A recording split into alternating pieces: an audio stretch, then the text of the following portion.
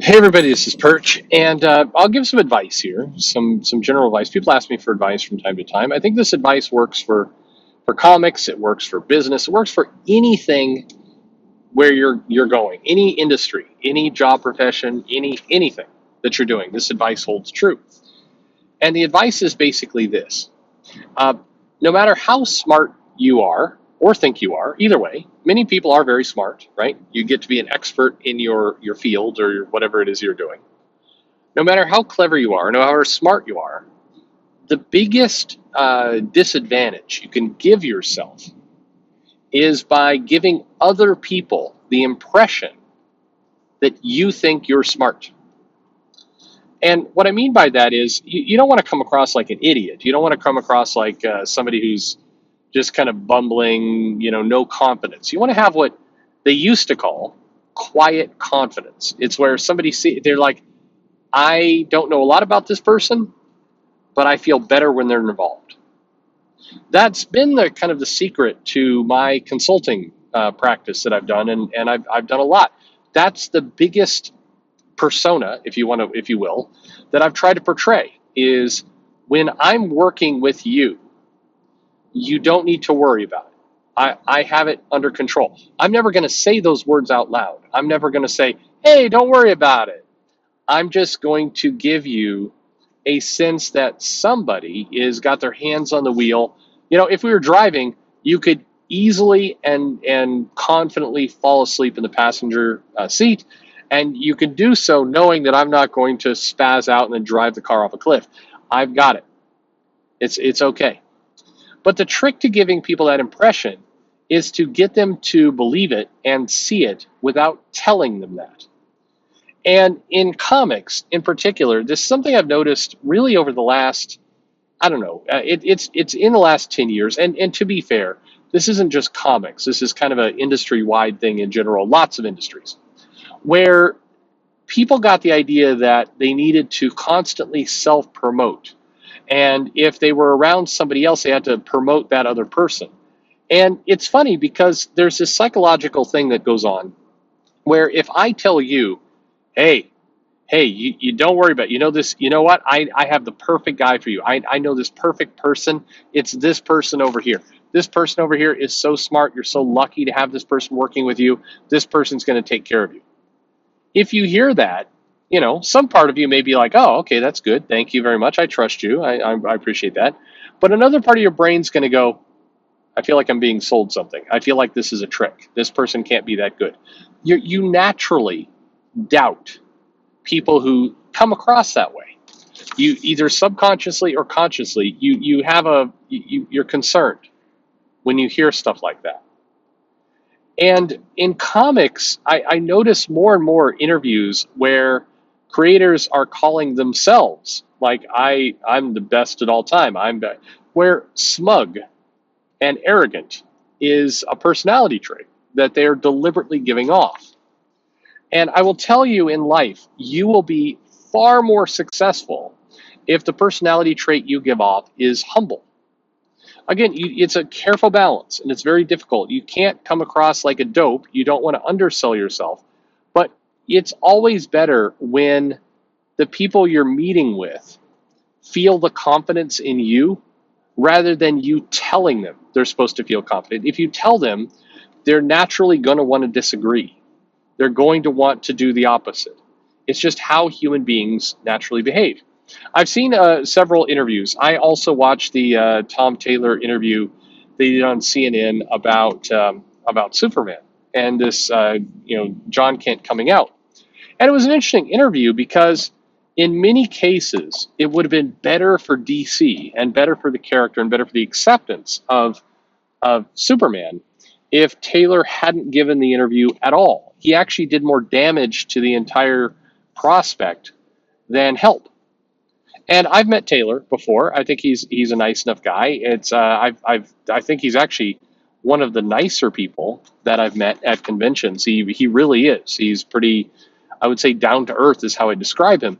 But that wasn't the vibe coming across in this interview. In this interview, it came across like, now I kind of want to meet Taylor again to see did his recent successes in comics change him, or was it just a very bad interview? Because a lot of people are just really bad at interviews.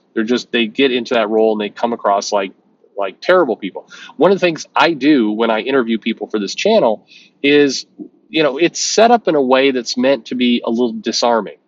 I'm trying to make the creator or whoever I'm talking to feel relaxed enough that they'll just have a normal conversation like a normal human, not like a weird little PR robot. Every now and then people will, want to do an interview and they're like, well, send me the questions ahead of time so I can prepare. I'm like, no, don't prepare. I'm not going to do that. I just want to have a conversation. What I'll give you in return is that I'll share the interview with you before it goes public. So if there's something weird in there you didn't mean to say, and the biggest example is a creator announces something and then realizes they weren't supposed to announce something. It wasn't ready yet, and so it gives them the opportunity to just come in and have a normal conversation like a human being, knowing that hey, there will be an opportunity to kind of pull this one back if you said the wrong thing, and that's how it should be. That's the right thing to do. I think that, put it this way, I've seen some people give advice that you need to go out there and you need to pat yourself on the back every now and then. I mean, self-affirmation is a great thing. You can go out there, be DDP, be Barry Horowitz, whatever you need to be, but don't do that in front of other people. It never comes off well. Compliments, that you give yourself always are cringy, always come off poorly. And if you're getting that advice, it's bad advice. You can do so much more for yourself if you simply, come across as humble, come across as somebody who's thrilled to be there, happy with what's happened in life, recognize that a lot of good things, a lot of good stars aligned in order to get you to this place, and that you don't have to be a prick. Every now and then I include clips from old interviews and other things. I love the John Byrne one when he talks about killing Superman. He's like, well, I killed Superman and brought him back in the same issue. And it's like, it's a funny clip. It doesn't present John Byrne in the best light, even though I think John Byrne's a very skilled, very talented, great guy. I think he's a good person. And I think he's a great artist. Yes, he stood me up once in my shop, and that was annoying. But in general, I think he has every right. John Byrne's one of those people that has every right to call himself one of the greatest artists of all time. He can. Obviously, Kirby has passed on, but Ditko. A lot of these people are people who can absolutely hold up the trophy of somebody who contributed so much to comics that they're truly the goats.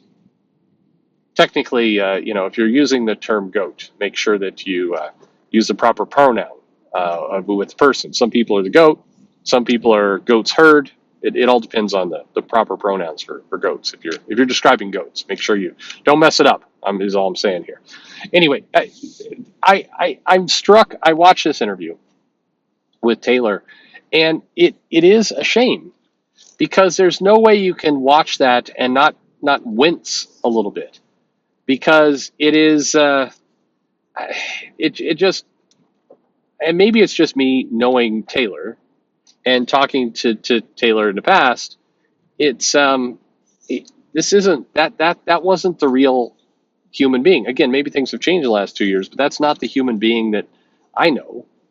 And so to see him like that, it only does a disservice to him long term. The funny thing is that interview that he gave, where he does come across as very arrogant. He comes across very smug. And I can't tell, what was it like? How did they get there?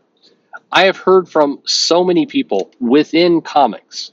I know that there's been a bunch of YouTube videos on that interview, but I've heard from a lot of people within comics who's like, oh my God, when did Tom turn into an insufferable prick? These are his coworkers saying this. These are not kind of angry, toxic fans on the internet. These are the people he works with saying this. And same thing came out with the Dan Slott 616 Marvel series interview. And you look at that and you go, how did you let yourself be put in this position? And is someone giving you the advice of, hey, pimp yourself more, hey, promote yourself up?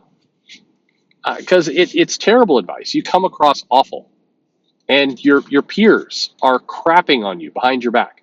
So many people within DC, I just have mocked that interview. It's a shame. I don't know. I hate, and it goes back to, I hate unforced errors. That feels like one. So if I could give you one piece of advice, just in your career and whatever it is you're doing, keep your ego in check. You may believe you're the greatest of all time. Cool. Don't let other people present that. Learn the value of self-deprecation. It goes a long way. Every now and then, make a joke at your own expense. It's all right. Hire a guy like Mumbles, like I do, to come in your comments and crap on you. It makes you look more personable. That's the way you do it. If you give everybody the impression that you're a insufferable dick, then you're only making your road harder for yourself. Anyway, like and subscribe, of course, to the worst show on the internet. Thanks for listening.